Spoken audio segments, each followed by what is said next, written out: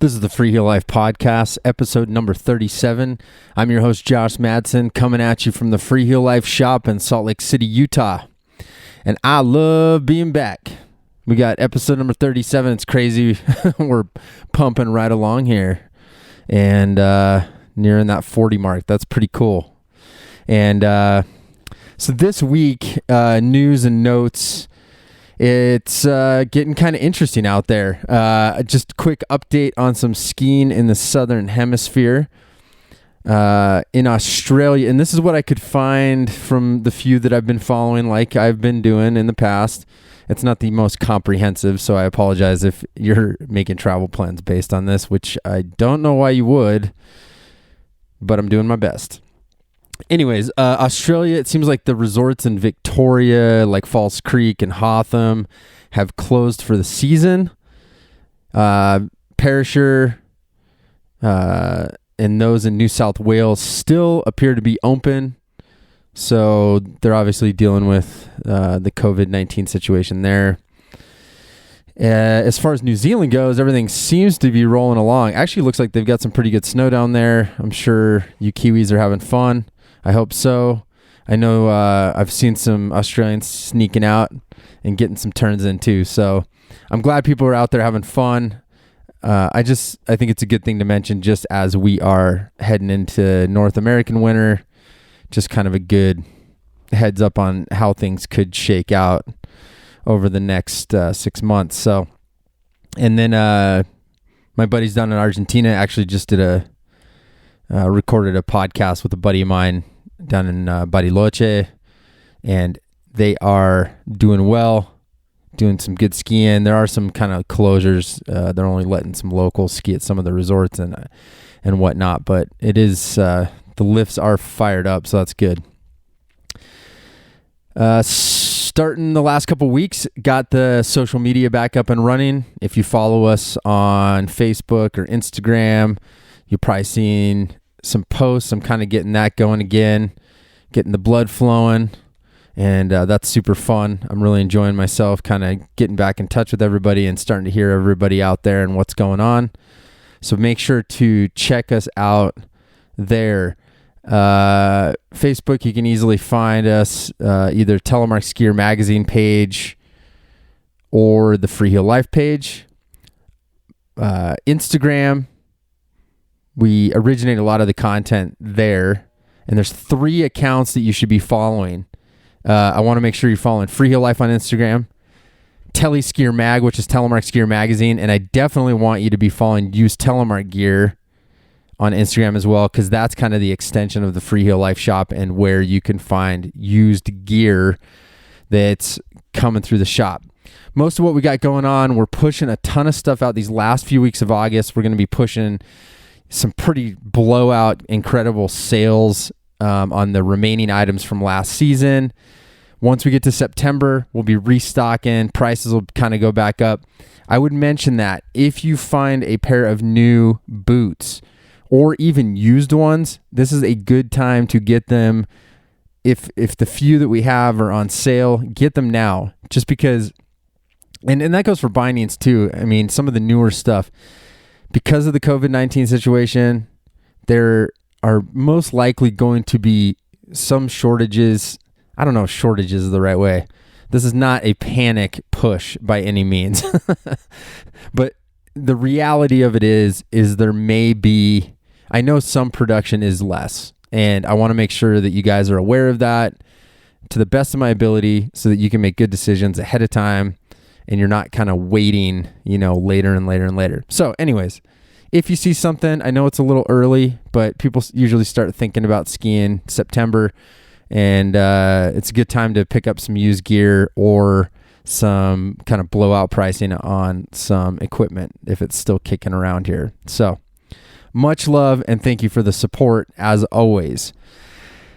Today's episode kind of goes along those lines. I'm bringing back the Freeheel Life shop manager, Taylor Johnson, aka the Telite.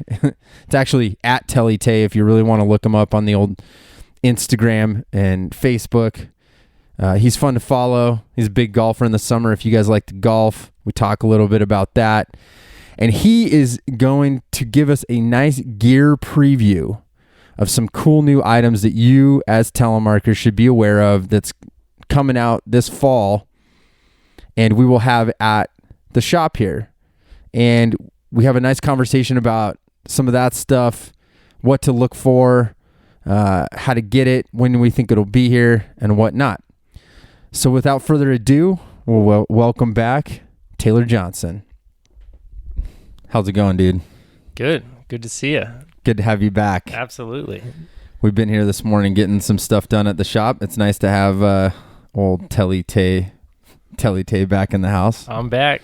What have you been up to, dude? Summer routine has gotten semi-screwed up, but mostly just playing golf with our friend Cooper that was working for us last winter. He works with me at the golf course and teaching junior golf with a mask on outside, so it gets a little hot and sweaty, but it's been fun. I mean, as screwed up as big of a speed bump we may have hit in life, I think it's going we're okay. still figuring it out. Yeah. That seems like a good gig, though. At least you guys are golfing. Oh, yeah, for sure. No, we're outside and being socially distant, and we're not allowed to touch the flagstick, and, I'm touching my own clubs and stuff. So, oh, yeah. Wait, how does that work? You just leave it in, and you just, instead of pulling the stick to putt into the hole, you just leave it in, and there's enough space to get the ball in. I mean, the flagstick's only about maybe half-inch wide, and the hole's about so no one's like complaining about deflecting off the stick or something. It depends on how the course has modified the holes. Now they've got it pretty good, and maybe like 1 in 100 putts might knock off the stick that would have gone in if the hole wasn't there, or if the stick wasn't there. But we're all playing by the same rules, kind of, so we all accept the consequences of whatever happens. I don't know. It's been kind of weird, but it's the summer's kind of flown by for me. I've still been doing school stuff, which was all online, so I'm staying plenty busy, but it's been fun to even just see it today and start getting our brains thinking about the winter, because it's coming, whether we like it or not. It's going to be here fast. I mean, it's coming super fast. It's summer's wrapping up, but yeah, I guess we kind of wanted to just talk about some maybe gear to look forward to today. Yep, totally. Yeah, I wanted to get your take, kind of, since you're running the shop, is kind of get your take on what people can look forward to, what gear, because it's like we go in this like hibernation mode over the spring and the summer, and I think with the COVID thing too, everyone's thinking about all sorts of other stuff. So I thought, it'd be good to hear your perspective. Like, what are the hot items coming up for fall 2020, and like what items people can get psyched for? And then, yeah, I mean, I've been saying on the podcast the last few weeks too, is like, we're going to start having stuff here pretty soon in the shop. So yeah, a lot of these items are going to be here and people can pick them up. So yeah, all this work I did back in January before the world lit on fire, I got a lot of product coming to our shop here soon. So, I mean, first thing off my mind, I want to start with bindings, because we actually have some new stuff coming. Yep. So maybe we'll start geographically closest to us and talk about the boys over at Volet, about 15-minute drive from the Freeheel Life shop and podcast studio where we're sitting today. They got a TTS Telemark Tech System binding in the works, and it's actually at a pretty good price point too. Yeah, how much? Do you remember how much it is? Ooh, I want to say it's probably 370. 379, I think, is the price. Pretty good price point. So compared to some of the other tech bindings like Lynx, that's about 500, and Majo in that same price, like if they're sneaking in about $400, I mean, pretty good price point if you're looking for the lightweight backcountry setup. If you aren't familiar with the Telemark Tech System stuff, and when we say that, usually we're talking about a tech toe. But in the Volet case, they basically used all their parts from the switchback bindings to kind of cobble together a lighter NTN boot compatible binding. I know you got options for different spring cartridges. Yeah. And they have a movable pivot position, or I should say there's 2 pivot options, but I think you got to make that decision when you mount the ski. So is it 2, not 3, like the Olympus Mountain Gear one? Yeah, it's just 2. Two positions. It looked pretty solid from the kind of beta version that I saw early this past winter. It looked like it had a pretty good relation for a more neutral pivot, or a little further back for a real nice kind of active ball of the foot feeling. If Craig Dostie was with us today, he'd probably be able to give me the measurements from pin to pivot. Yeah, no, he's got that one over at his house, and I think the last Dostie's view we did before we wrapped up for this. Yeah, he skied it too. Okay. I think overall he was pretty happy. It uses that split board toe. Yeah, I didn't get to the toe yet, but the toe is kind of interesting. It doesn't look like most of the tech toes that you're going to picture in your head, like a Lynx or a Majo or any AT stuff. Yeah, it's really built as a hard boot snowboard touring toe. So it's really built for the up. Yeah. But it's really simple though. I mean, yeah, it's like a side latch instead of like the front spring. I mean, really that whole binding assembly is really simple. So that kind of stays tried and true to Vole's name of simple, solid backcountry, where it's simple. There's not a lot of stuff going on, and considering the price point, I think there may be more of us that are looking to earn some turns this winter. Whether if the lifts are spinning and we just want to be a little more socially distant, if you don't feel comfortable doing that, the backcountry pass is free as long as you got the right equipment and got some education. Go out there and get some fresh tracks and save some weight on the uphill. So that's kind of cool from Vole. I haven't skied it yet, but I've skied other TTS systems like that. The original Olympus Mountain Gear. I did not actually get to ski the Moonlight. We had a testing error that day with Josh. Josh went first, and it didn't make it to the second run. But same principle though. Similar ideas, yeah, for sure. Yeah. The one thing I was going to mention with that Vole that does look cool is how they incorporated the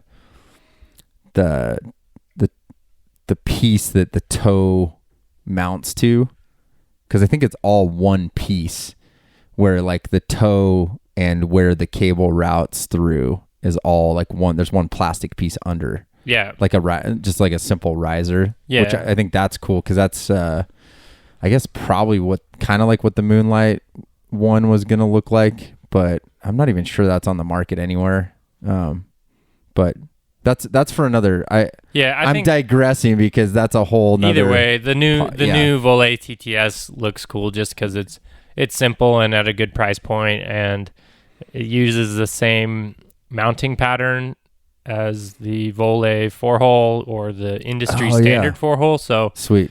I don't know, even if some of you guys might have a pair of hippie stinks or super stinks or something out there that you just can't get rid of, you could bring that old ski into modern technology with bindings. So, I didn't even think about that.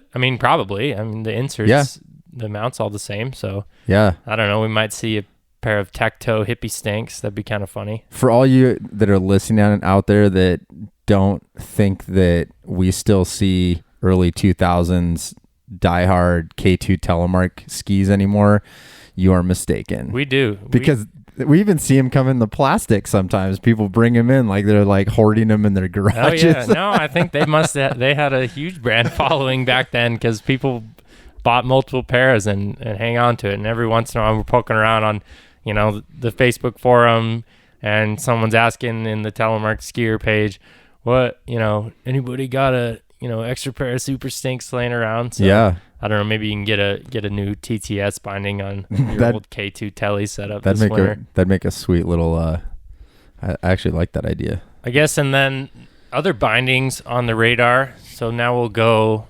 geographically as far away as we can get. We'll go back to France. Pierre's got the new Mejo 3.0 set to hit the shop here in the fall. Basically, same design concepts. From first look, it kind of looks like all the other Mejos that we've seen in the past. But if we look a little closer, we'll see some pretty interesting changes as far as the toe goes. Pierre, when he was talking to me about this product before I placed the order early this, 6 months ago, I guess already, he was really, really adamant that he wanted to take some time and do some research and really do a solid design to make this toe design for telemark skiing, because a lot of the other tech toe bindings kind of just adapted the standard Dynafit AT design for the toe. And I think we may have talked about this toe a little bit in the episode we did with you, Craig, and I. And he and I did a full Mejo 3.0 breakdown. Oh yeah, even better. So there's those two. Yeah, if you haven't listened to those past episodes, you can go back and get. I think we did Lynx versus Mejo episode with Dusty, the three of us, and then he and I did 3.0, kind of like going through all these really specifics. Yeah. So basically, this new toe is like totally redesigned for telemark, and with the Mejo stuff, Pierre is, he really pushes that. He likes his safety release design, and we've talked about it in the past, but kind of the design of release both at toe and duck butt, or NTN second heel, whatever verbiage you prefer. That's a concern of people. I certainly don't want to be injured, and I'd like to be skiing as long as possible, and I think less injuries are going to promote skiing longer. So that's the Mejo is going to be an option for you, especially if you're skiing in the backcountry. And we are concerned with safety release, whether it's just in a crash or hopefully not an avalanche, but that's a risk we take in the backcountry. So the safety release is part of it. The other thing with the new Mejo 3.0 is the revamped step-in. Oh, right, yeah. So on the old Mejos, if you're not familiar, you kind of had to pull the second heel claw up into a little kickstand position so you could step down onto it and it could go around the NTN heel of your boot. This one kind of redesigned it so that the spring box and the second heel claw just sits flat on the ski. Like if you're just going to go straight to downhill mode, you can just clip in on the toe and then just step down, and it'll kind of slide backwards rather than like down and backwards in the older bindings. Yep. So that's kind of cool. Just, simplicity stuff. I think the touring mode is still the same. Like, if you're starting in the parking lot or making a second lap, you got to get out of the whole binding and, put your skins on and clip that into tour mode. That's the only time you got to lift that kickstand up. Yeah. Is to get that. It's not not that big of a deal, because it's like I'm going to be making a full transition. Like, I can pull my skins off without taking my boot out, but I can't put my skins on without taking my boot out of the binding if I was going for a second lap. Someone's going to figure it out. Someone's going to do it, but I want to more just enjoy the day out there, so I'm not concerned with shaving 4 seconds off of my transition time. I feel like if we hung out with like super nerdy backcountry guys and we timed us, like if they timed us versus them, I don't know if we'd. I'm slow. Oh, I'm slow. I'm not rushing. Slow on the transitions. So I'm not like up there like ripping. I don't even, truth be told, I don't even rip my skins off. I actually take my skis off, take my skins off, fold them up, put my skis back on. I mean, I don't know. When we go touring, we seem to be pretty good partners because we both like the same pace, both hike about the same pace, do transitions at similar leisurely speeds. I agree. I ain't ski-mo racing. But on that note, though, that toe is rad. Yeah. It's like... Yeah, we saw it. We had a binding come to the shop in the spring, kind of an early production model. I never got a chance to ski it. I don't even know. Did we mount it? It's not mounted. I got in it. The step-ins, Easy. dude, like it really is better. Cool. I mean, it's like the sensitivity of it. Oh, and funny enough, it doesn't have toe bumpers. You don't even need them. Oh yeah, you were telling me that. Yeah, they changed that design, so does the alignment just grabs you as soon as you get down? Yeah, there? it's really crazy. It's like he did such a good job, and I think in Dosty's view on our YouTube channel, you can check it out. But like the spring, the way the spring is, it's like it's a lot deeper grab. Yeah, and it's just so sensitive. Like once your toe lines up, it just snaps on there. Yeah. So yeah, no, it's the improvements are worth it, and yeah, I'm excited about that one. I think Pierre's done a really good job, and past mailbag episode I was answering that question for somebody too about there's just so many, there's quite a few more options with the springs over links. Links is great, but yeah, there's a couple different Pierre's, maybe that's a whole differentiating factors of those bindings. Totally. But Pierre's definitely, from Mejo 1.0 to now Mejo 3.0, the design is similar in some senses, but he's really made some solid improvements. So if you heard horror stories of Mejo 1.0, I wouldn't be so terrified of Mejo 3.0. I mean, I'm actually quite excited, honestly. Like, especially if we're going to be doing more backcountry skiing. Yep.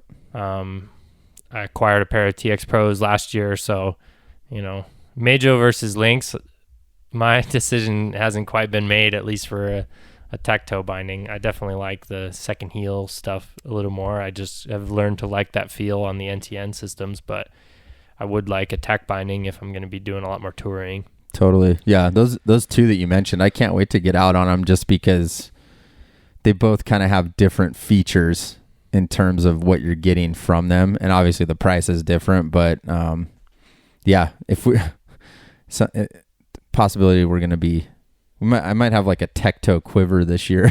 Yeah, maybe. Yeah, I mean, definitely the bindings do certain things better than others, and other things, a little differently. But I don't know. I think that's as far as bindings go. Those are the new stuff. Is Volet and New Mejo. I don't know. Just another quick reminder of my kind of personal go-to NTN of the Outlaw X. That at this point now it's kind of tried and true. That design really hasn't changed for a couple of years. When did Outlaw? Was that five? Is this year 5? Yeah, I think it's 5 years. Because you had 2 years of regular Outlaw, 2 years of Outlaw X. Third, yeah, this would be I think the third on the X. Yep. Yeah. What do you tell people? Yeah. What do you like about that one? I mean, it's just to me so simple in terms of the design. It skis really, really nice, really customizable as far as all the spring tension adjustments.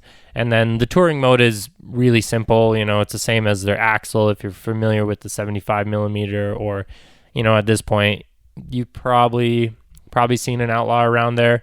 I think it's just been such a popular binding for 22 designs. So, for me, that's on most of my skis. I spend a lot of time in the resorts, but when I do go touring, if I want to use my skis that I ride all the time, it's nice to just have a pair of skins cut for those, and then I can use that. Outlaw, you got brakes. We've talked about that in the past. Some people don't like the brakes. I use the brakes. But I think just kind of an honorable mention for Outlaw X. It's not new this year, but it still holds its own. It'll still probably be one of our biggest sellers for sure. Yeah, that seems to be the one that more times than not, like if someone's just getting into NTN, that seems to be a pretty good option for a lot of people. Yeah, it's just kind of the most well-rounded. Like there are bindings that tour better, and maybe someone could argue there might be bindings that are even simpler that go down better, but I think it's just best of all worlds and all functions kind of. So, shout out to the Outlaw X for being 3 years old and still holding up against all the new stuff coming out. Yeah, no, for sure. I think they're doing a really good job with that. I think that kind of wraps it up for bindings. Maybe moving into boots. Boots, hot topic. Obviously, we've talked about, or Josh and guests have talked about new boots, at least from Scarpa, on the horizon. That's super exciting. I'm stoked for that to come. But the reality is TX Pros and TX Comps are really good boots, and we can buy them now. So if you're looking to upgrade this winter, I don't think you shouldn't be afraid of buying a brand new pair of boots this year, because of something down the pipe. I don't have the new ones to sell you. So, this year TX Pro, although unchanged, maybe the TX Pro is going to be a popular option because, if you're hoping to get out in the backcountry more, or if that's, worst case, our only option for skiing, it does have the tech fittings. So it's going to work with all these new lightweight, really good touring bindings, Mejo, Lynx, Volet, TTS, a couple others out there. All the good stuff with the Scarpa boots, the Intuition liners, which I think are the best in the liner world, or at least one of the really good options. I think, and you get them straight out of the box, like straight up. I think if you had to take all the three boot manufacturers, Crispy, Scarpa, Scott, and asked our customers, we don't sell Crispy currently, but we've got Scott and Scarpa. I feel like more times than not, it's just like the liner is always superior with the Scarpa boots, just right out of the box, like you're saying. Yeah, for sure. And the Intuition liner is a $200 retail liner anyways. Right. So, the Scarpa boots do have a premium. They're, the Scott and Crispies even maybe are a bit cheaper, but for me, it's totally worth to pay $700 for the Scarpa boot with a $200 liner versus, in the Scott stuff. Maybe that liner works for you. They kind of make their own liner. Maybe it works great, but if you wanted to add an Intuition liner later, that's another $200. So even though the Scott is at a slightly cheaper price point, you're still going to end up spending more money. So, ultimately it's about the fit. Like, don't try and make something work just because you want to use that boot or you like the liner or the colors. Like, find the boot that's going to fit best for you. And then, if you're at our shop, we can kind of work with you to make sure we can make the best fit possible with our starting point of limitations with, only a couple designs of lasts and molds and stuff for shells. Yep. But, TX Pro is going to be a hot one again this year. I'm still going to be on my TX Comps most of this year. I don't know. I just can't not love that stiff boot. I just like it. I love the power of that thing. You young kids. And I've skied it for probably 4 years now, and I don't know. I'll take the TX Pros in the backcountry, or even if I'm going in the backcountry and just want to ski harder that day, I just like the stiff boot. So I'll be in the TX Comp most of the time, but my preferences for gear aren't everybody. Some people don't need the full adrenaline, hard charging, stiff boot, stiff binding, stiff spring, stiff ski. You're just super extreme. I'm just so aggro, yeah. So aggro. Skiing. What's funny is, and I guess, and Tay kind of alluded to what most people are getting. The TX Pro combo with Outlaw X is by far number one. Yeah, definitely. And honestly, I speak maybe because they don't want the stiff boot, but you will see people they want that tech toe because they don't know why they want that tech toe a lot of times, but they're like, it's like an extra feature, in case down the road, then you've got got the compatibility. So even if you're not a backcountry skier now and the tech toe is not, the top priority on your shopping list, it's a great boot. Yeah. It's really well rounded. It's 4-buckle. It's stiff enough. It's gonna be able to drive most skis, and with the adjustability of all the bindings, probably going to make that work pretty good for you. Yep. And then new colors, I guess, are a thing with the Scott this year, I would say. Oh, yeah. That makes it new for 2020. And that is the Voodoo NTN. Voodoo NTN is I think they call it an anthracite gray / black. It looks kind of gray / almost like a dark army green in the right light. I But think it we looks thought pretty cool. I mean, it's the same Voodoo. So if you're skiing in a Garmont Voodoo or a Scott Voodoo, it's that same fit in both the NTN and the 75 millimeter. In the NTN version, we do have the tech fittings, but it got a cool paint job, got some cool buckles on there. So, if you're worried about your fashion appeal on the Telemark skiing, if your NTN boots weren't matching last year, you've got another option. You can get another option. But so that looks pretty cool, and that Voodoo is really a pretty solid boot. Yep. They use a 3-buckle design, but that doesn't necessarily mean it's a lower cuff height. They kind of just do the heel retention in a different way. Instead of having a mid strap that goes straight across the top of my foot, like with a Scarpa, they just kind of build a heel pocket into that boot and then try and lock your foot down just with the other buckles. Yeah. For some people that works better. For some people it doesn't. So again, if you can try to, hopefully you can make it to our shop. Hopefully other local shops may be open where you could go try some stuff on.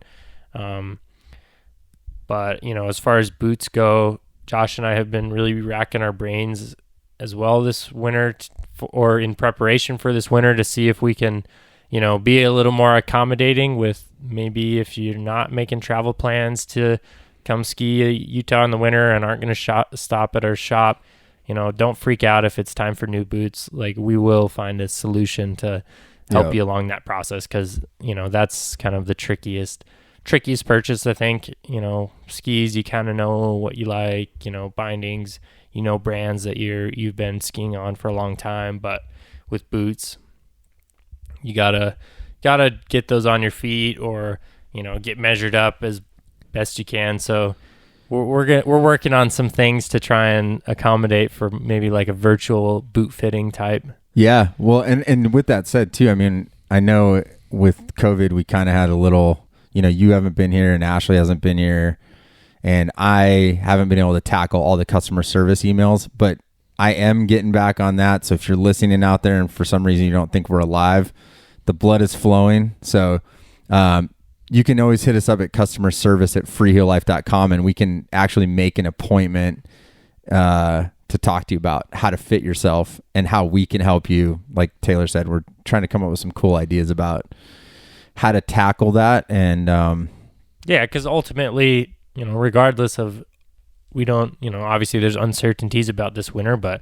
we want to provide ourselves and really providing you as customers with the best tools to give you guys the best experience and get you into the right products. And so, Josh and I are really trying to put our thinking caps on and get creative about how this winter is going to look for us. But I mean, either way, we're going to be here, and we're going to be working, and we got a bunch of good gear to get to you guys, and the snow's coming. So yeah, boots are going to be here. I think we'll start seeing some boots in September and then October. Yeah, just not too far away. A couple weeks away, month or so.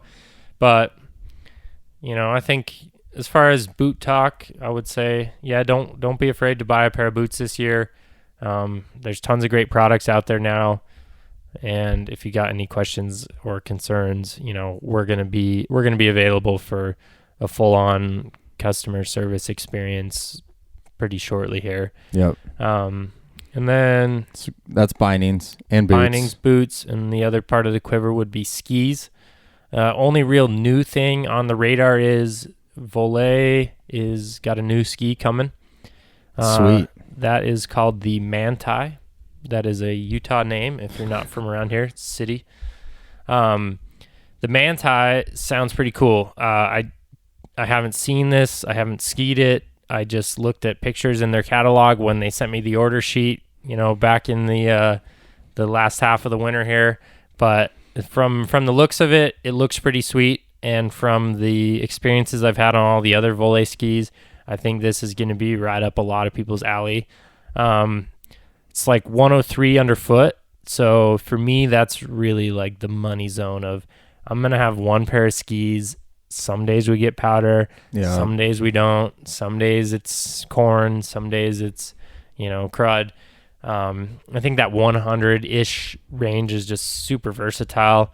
So 103 underfoot, and then kind of a mix of like V8 camber profile. So if you're not familiar with their V8 ski, it's, camber underfoot, but pretty good amount of tip rise and a little bit of tail rise.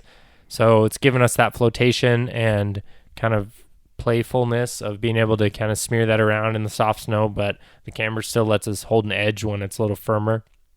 And then the like flex of the supercharger. So if you haven't skied the supercharger is a little bit stiffer. It's not a race ski by any means, but it's a little bit stiffer than some of their other lighter backcountry skis. So I'm super excited about the Manti. I've got some coming here to the shop shortly. Hopefully I'll get some going for our demo fleet as well. So if you're looking to maybe try something new, I don't really know when the last like totally new ski shape they've had come out. So I'm excited for that. Yeah, me too. I think that was what, and I wasn't as big of a fan of the V6 and the V8 when and the Vector, because they were kind of soft, and I think maybe I was a little, packing a little extra around the middle when I was skiing Josh's them. face was a little rounder a couple years ago. So, but I didn't really. I like stiffer skis too. So, and those were pretty soft backcountry skis. But honestly, when we got the superchargers and the ultra vectors, those things were money. Like, yeah, we both loved those skis. Yeah, they're awesome. And I know we did a supercharger review on the YouTube. I can't remember if we did ultra vector or not, but either way, like that, I think that's that middle ground too. Cause the ultra vector is great as an all around ski too, but it was just, like you said, it's not that 100 to 105 underfoot. Yeah, it's just a little narrower. It was in the kind of upper 90s, which, for some people you might just like a ski that more ultra vector type waist width, but I really do spend most of my winter on my kind of 105s, which is still a Freeheel Life rude boy for the daily driver at this point. But that same waist width, and with the Volet stuff, their skis are really pretty light. So totally, if you're pairing that with either a Volet TTS or a Lynx Tecto or a Majo Tecto, if you're looking to get into the backcountry this year, between a ski and a binding, you're going to be saving some pretty serious weight, but I don't think you're going to be making much of a compromise on the downhill performance. Yep, totally.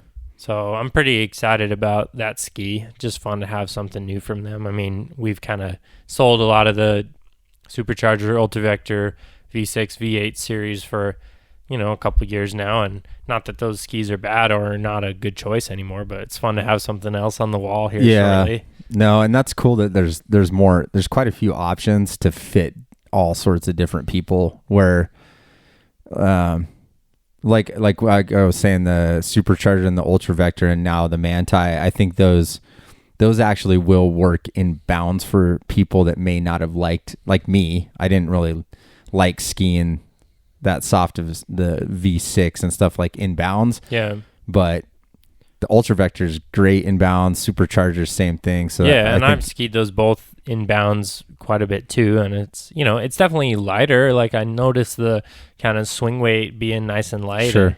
And, I'm not the biggest guy, so maybe that played a factor into it, but it was like plenty stable. Like, one of those days we're pounding through some kind of day old chopped up, still softish snow and just cruised through, and we had some really good days on those Ultra Vectors and Superchargers. So excited to see the blend of the V series and the Super and Ultra series.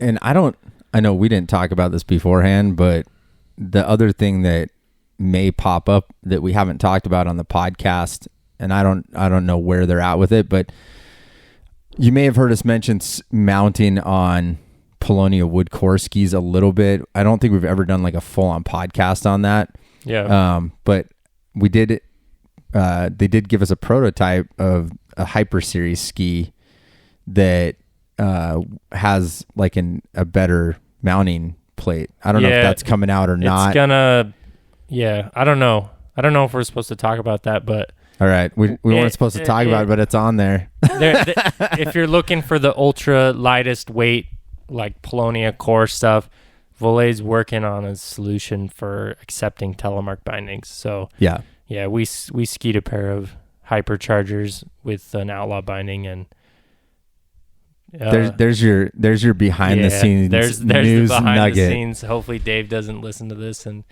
email us later. No, I think we're good. I think for those of you guys that are tecto guys looking to shave a bunch of weight, that's the one thing that was a little tricky is all of a sudden you had lightweight bindings and then people are trying to go too lightweight on the ski and then they're literally tearing the binding out of the ski because splitting the ski in half. Oh yeah, we literally saw a ski snap in half. We've seen cores just disintegrate. So Telemark gear is kind of rough on equipment. So Vole's got their regular series of stuff with mostly Aspen, and it's pretty light. That's what we used for plenty light for me. The demo fleet held up really well. Yeah, no, we had no problems with the demo fleet, and who knows what kind of abuse the demo fleet gets. Sometimes you give me your credit card number on a deposit, but have fun, I guess. Yeah, that's funny. Well, that's a pretty good overview. Boots, skis, bindings. Oh yeah, and then the last thing I want to tease is we got some custom Freeheel Life skins coming. Oh yeah, so sweet. Stay tuned for those. If you're due for a new set of skins, we're doing them with Big Sky Mountain Products up in Bozeman, and the guy Jackson that's running that company now, he basically bought all of the rights and machinery from the guy that started Ascension Skins. Oh yeah, that's back in the day, the purple ones. Yep. So, he sent me a pair of skins in the spring to, take a look at, and the material looks really nice, and the price point's going to be pretty good. Looks like a super durable skin, really grippy, and we're working on some art to get some cool, Telemark backcountry skins for you. I like it. So keep an eye out on that. So we'll stay tuned for the new skins coming from Freeheel Life, but might as well tease that here. You heard it here first on the Freeheel Life podcast. I like it. I think that's a good overview, man. Thanks for running us through some of the new product, and I think we'll probably, it's nice to have you come on, and then we can talk about stuff that's showing up, and I'm sure as we get more stuff in, it'll probably be good to start talking about more stuff that's showing up at the shop. Yeah, for sure. I mean, bottom line is we're stoked. We're stoked that summer is nearing an end, and Josh and I will be here prepping for the upcoming winter, because it's gonna be a fun one. It's gonna be interesting, but we're ready to handle all the challenges, and especially with all of you customers and listeners out there. As always, we really appreciate that support, and we want to be your preferred shop to get gear from or an opinion from. So keep us in mind, and we're going to be doing a lot on our end to make sure that we can give you the best possible Telemark shopping experience this winter, because we all know how much fun teleskiing is and how much of an escape it can be, where all you got to do is focus on that next turn. And with all the other stuff going on in our world, it'll be nice to just get some powder in our face and enjoy a few moments in the mountains. So again, excited for the winter. Thanks, Josh, for having me hop on the podcast. Good to see you as always. Yeah, always good, man. And we're psyched, you guys, like Taylor said, and you can reach out directly to the shop, customer service at freeheellife.com, and we 100% are ready to take the challenges on that are coming ahead of us. And I know we're psyched, so stay in touch, and thanks for coming on the show. Yeah, Spread telemark always. Yeah, buddy. See you next time. Sounds good. We'll talk to you soon. Okay, how you can support us. You can always support the podcast and what we're doing by making a donation of your choice to paypal.me/Freeheel Life.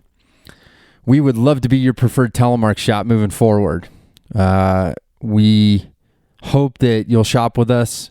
We hope you'll give us the opportunity to prove ourselves as the best place to buy your telemark gear and answer your questions and solve your problems.